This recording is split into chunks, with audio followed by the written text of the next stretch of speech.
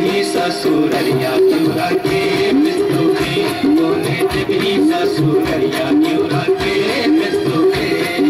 मैया मिस्तों रे बेटा भागिनिया मिस्तों रे मैया मिस्तों रे बेटा भागिनिया मिस्तों रे आई मेरी तारे लगनवा हमका नहीं है पोरे आई मेरी तारे लगनवा हमका नहीं है पोरे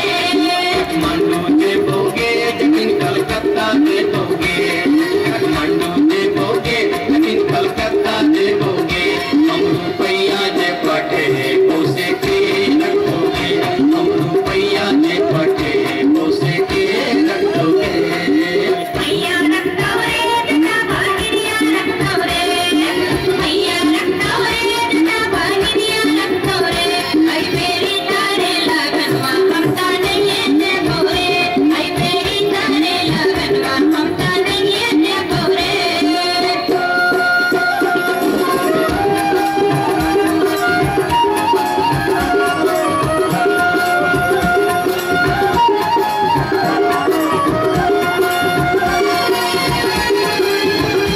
दूर दूर रे जटा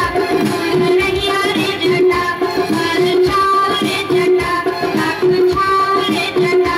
बैगन घाटी रे जटा अरे जटा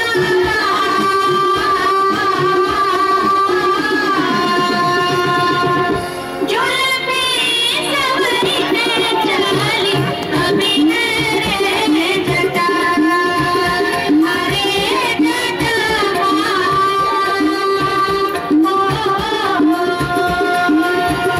जुल्फे सवरी ते चली अभी रे जटा दूर के झुकी दूर है के झुकी सारी हाथ के झुकी सारी मन के झुकी बैगन माटी के झुकी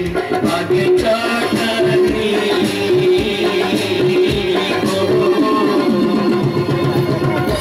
असली पे नहीं ते चली अभी है गे झुकी आगे चटनी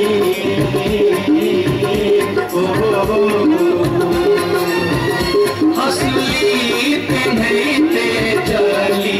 अभी है गे झुकी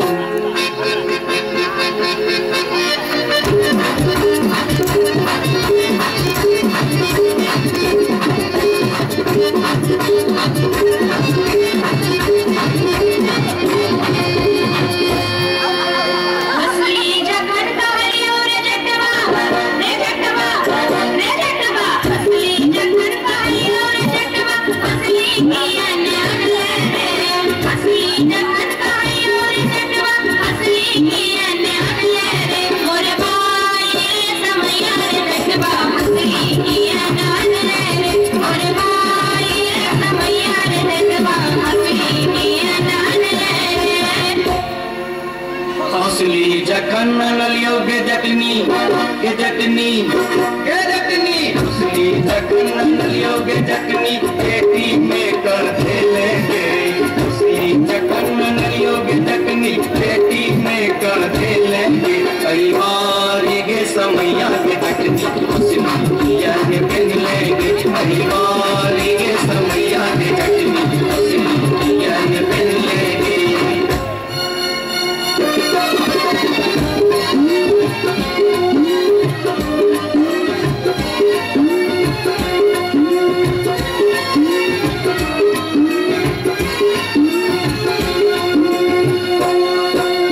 जाय छियोगे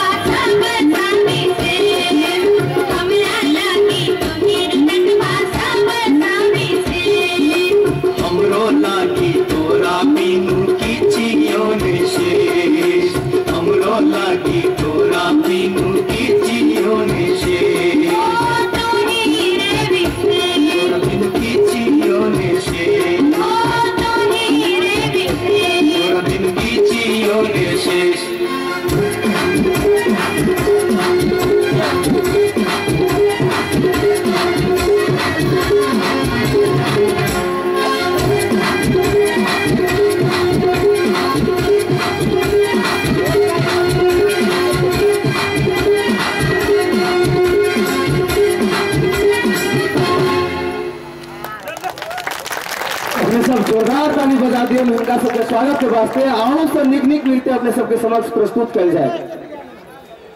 तो अब आगे प्रस्तुति जो हमारा सबके